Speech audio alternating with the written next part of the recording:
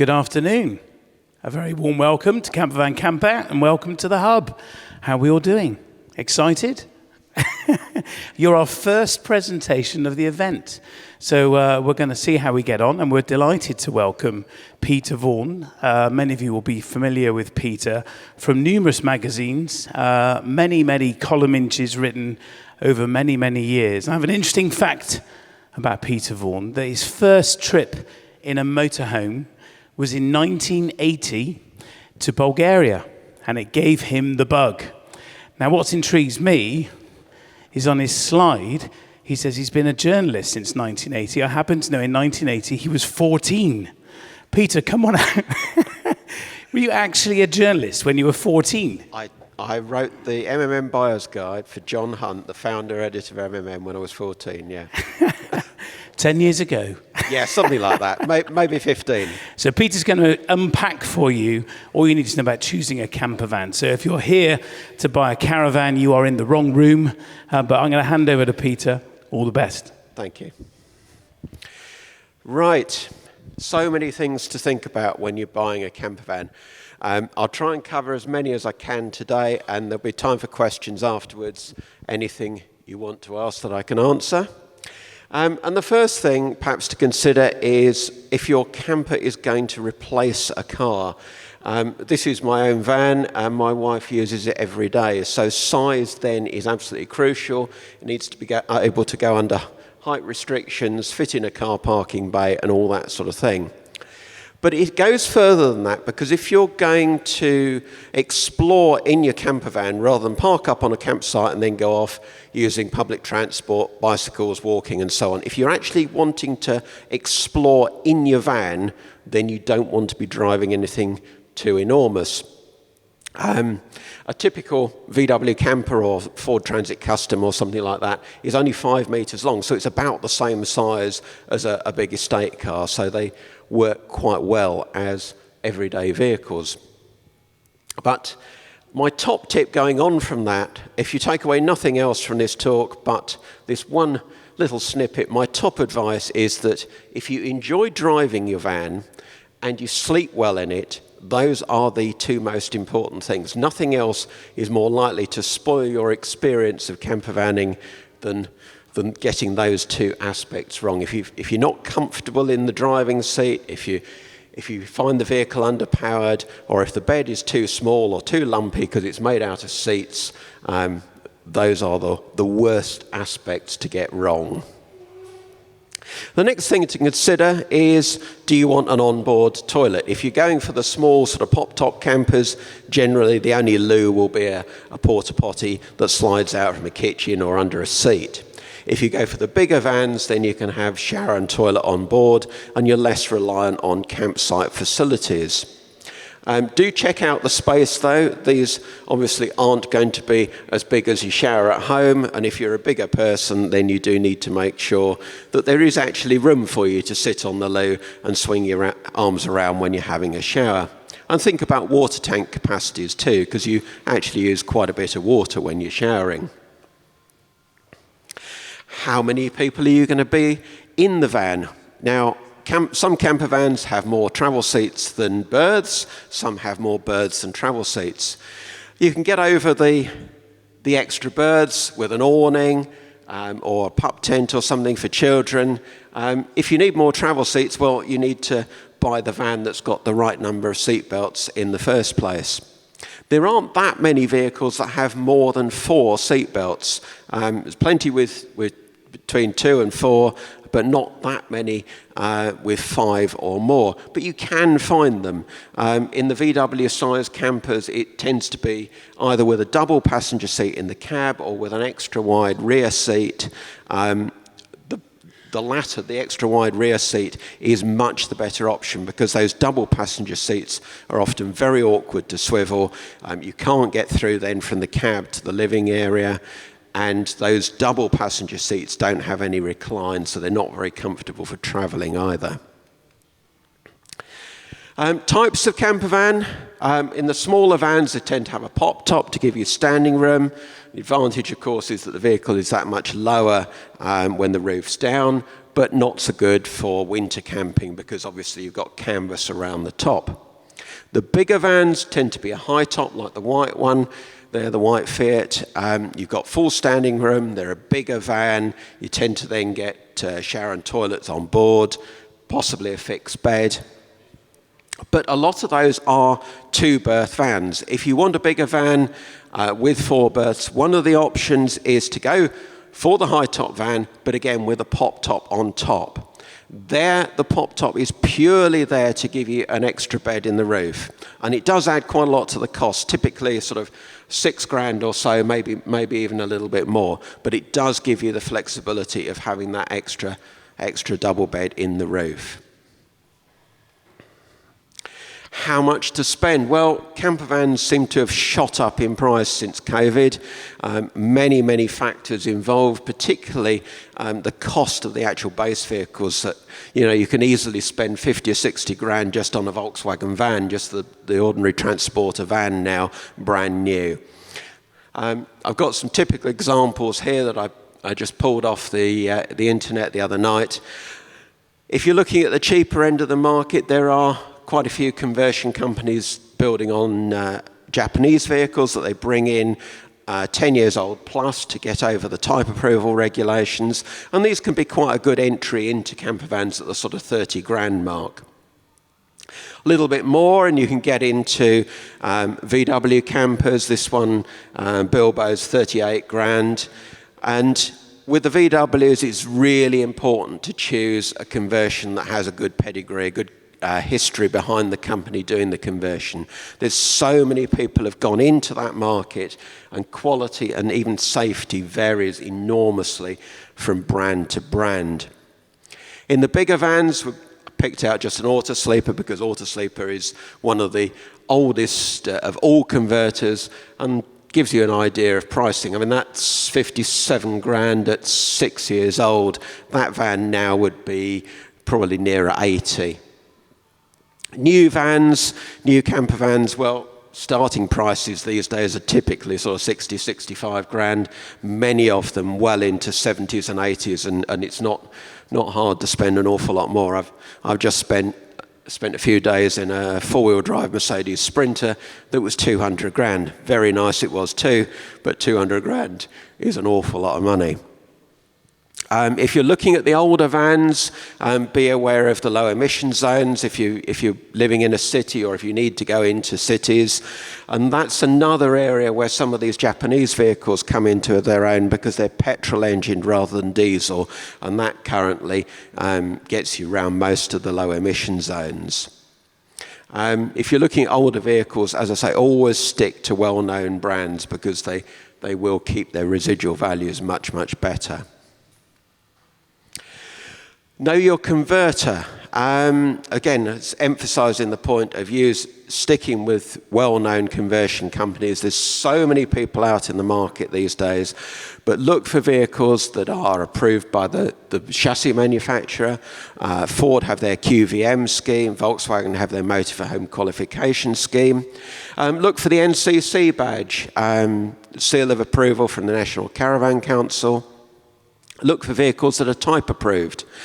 Some conversion companies convert on second-hand base vehicles or brand new vehicles that have been already registered as a van. Now that's fine if you keep looking to keep the cost down. One way is to buy a van or have a converter source a van and convert it for you when it's already had a life in the commercial vehicle world. That can be absolutely fine. But if the company doesn't type approve its conversions, it's always a good idea to ask why, because again, it's an assurance of safety. Seat systems, particularly any rear travel seats, are the biggest concern. And seat belts, of course, if the vehicle hasn't been type approved. Base vehicles, well, nearly all campervans start life as light commercial vehicles, and there's a variety of them in the market. The VW Transporter is typically the most popular in the smaller vans, has so much history of VW, and the name VW and campervan go well together, always have done.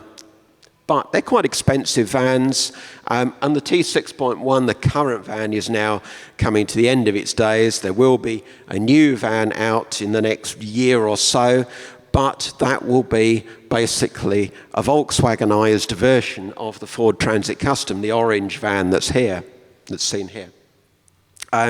Ford have just launched a brand new version of the Transit Custom. It's a completely new van. Popular alternative to the VW over the last few years, but this is a completely new van, and it will have a hybrid option as well as the diesel, so that's an interesting alternative. The Renault has traditionally been seen as a cheaper alternative to the VW. It does drive really well in its latest form, and the key thing about the Renault, compared with the Ford, which is just out as a new van, and the Volkswagen, which is, we're waiting for the new van, the Renault won't change again until 2027. So if you're buying a Renault now, you're not buying something that's going to be instantly obsolete. In the bigger vans, the Seville van, which is this silver Fiat. Now, Seville is the name of the factory in Italy where they're made, and the Fiat, the Peugeot, occasionally you might see a Vauxhall as well, and the Citroën. They are all fundamentally the same van. They have had different engines up until now. Now, going forward from the end of this year, later this year, they will all be they really will be the same van. Only the grills and a few cosmetic details will change. Up until now, there have been advantages in having the Fiat over the Peugeot or the Citroën, in that you could have an automatic box in the Fiat, but not in the others.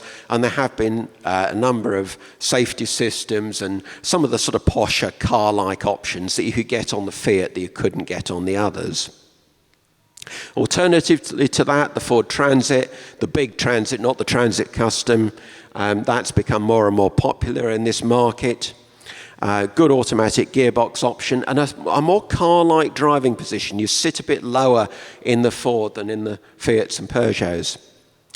If you can afford the premium, the Mercedes Sprinter, big van, a little bit narrower inside than the Fiat, so it's more challenging to sleep across the vehicle. But the Sprinter is a lovely thing to drive, and some nice premium options on that. My favourite of the bigger vans, though, is the Volkswagen Crafter, the red and white van here, also sold as the MAN TGE, which is the same vehicle in everything but the name and the badge. The MAN and the Volkswagen come down the same production line in Poland. Electric campervans, well, you won't find one out there. Because there are very, very few on the market. People ask me because obviously electric cars are quite a big topic these days. The only van I've seen converted in any numbers at all is this little white Nissan, which is considerably smaller than a Volkswagen Transporter and is now out of production. We sort of expected that the ID Buzz might become quite popular as a camper van. It hasn't.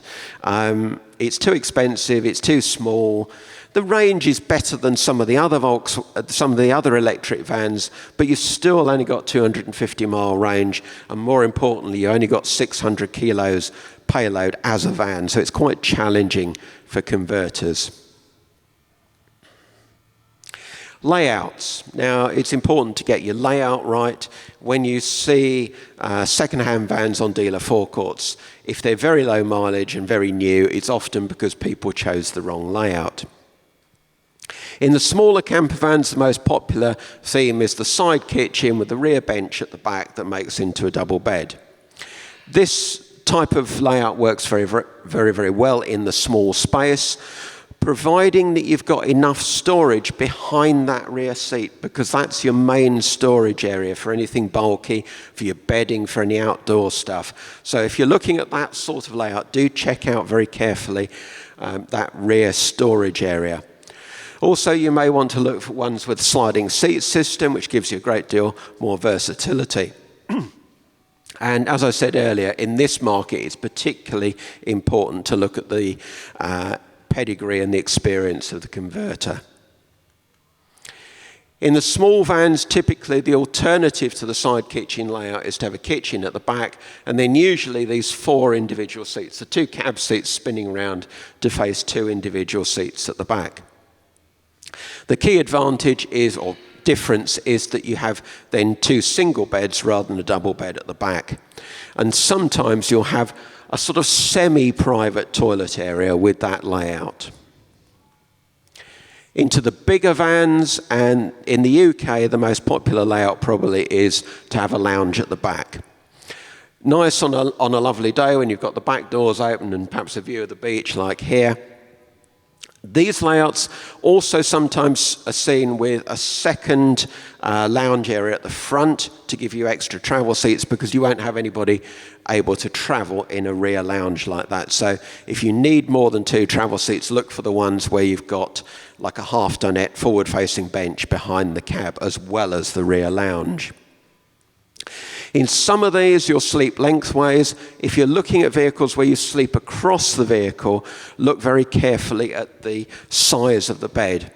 Now, converters aren't always terribly truthful when they measure beds. They have their own special tape measures, which measure things differently to me.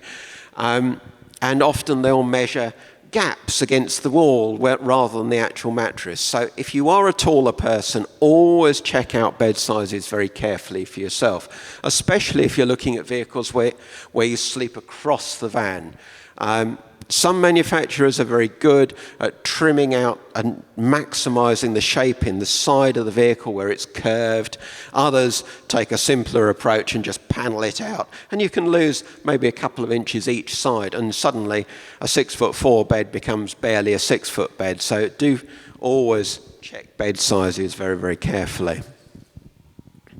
The other key alternative in the bigger vans is to go for a fixed bed. Now, that obviously takes up quite a lot of your living space, so you'll have a smaller lounge area. The advantage is that not only have you got a better comfort for sleeping, because you've got a proper bed rather than a bed made out of seats, but you have a large storage area underneath it. If you're thinking of a layout that doesn't have a fixed bed, look very carefully at where your bigger stuff, your outdoor chairs, any sports gear, anything bulkier that you need to carry, look very carefully at where that's going to go.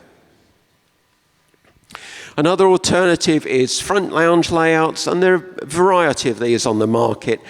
This one comes from Murphy, and the particular appeal, I suppose, is that you've got this large seating area, an open sort of seating area at the front of the vehicle, very spacious. It uses the cab seats as part of the lounge, unlike a rear lounge. And if you've got that sliding door wide open on a nice day, that can be very appealing. Now think about when you're going to use your van. Are you seriously going to go away all year round? Perhaps you want to go skiing with your van, in which case you need to think very carefully about heating, check out what insulation is fitted, and think very carefully about how that van has been actually designed for winter use. Are your water tanks on board? I had an experience a little while ago where I tested a van in Derbyshire. It was -6, -8 at night. And despite the fact that the underfloor tanks were heated, they froze over, or some of the pipes froze overnight. So in the morning when I got up, I couldn't have a shower, I couldn't flush the loo, and most importantly of all for me, I couldn't have a coffee. I don't work in the mornings till I've had a coffee, so that van didn't really appeal to me after that. If you're going to be using gas-fired heating systems when it's very, very cold, you will get through a lot of gas. So maybe a refillable gas tank or gas cylinder could be an advantage, or alternatively a diesel-fired heating system, because obviously you're going to have diesel on board in a fairly large quantity, so you're not going to run out of diesel. And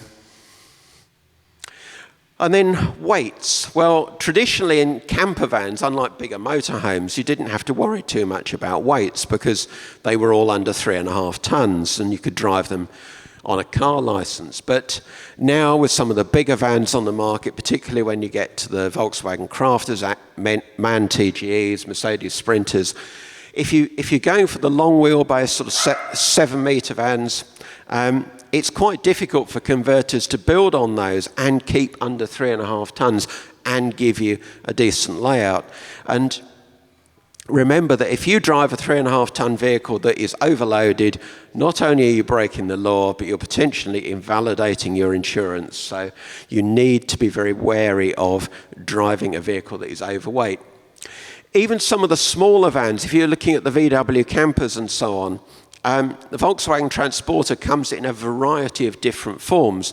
So you can have one that is 2.6 tons maximum gross weight up to 3.2 tons maximum gross weight. That's a 600 kilo difference. So you could have a van that's very light on payload or one that's got plenty. If you want to go off-grid with your van, think about what else you need in terms of solar panels, upgrading to maybe lithium batteries or extra leisure batteries, and think again about your heating, because, as I say, you can use a lot of gas. Gas is your heating is your main usage of gas. You'll use more gas for heating than anything else. I mean, a bit of cooking, you don't use that much. So again, the diesel heating or larger gas tanks are a good option. If you want extra space, an awning is a good idea. I like the inflatable awnings. They're much easier to put up than the old framed awnings.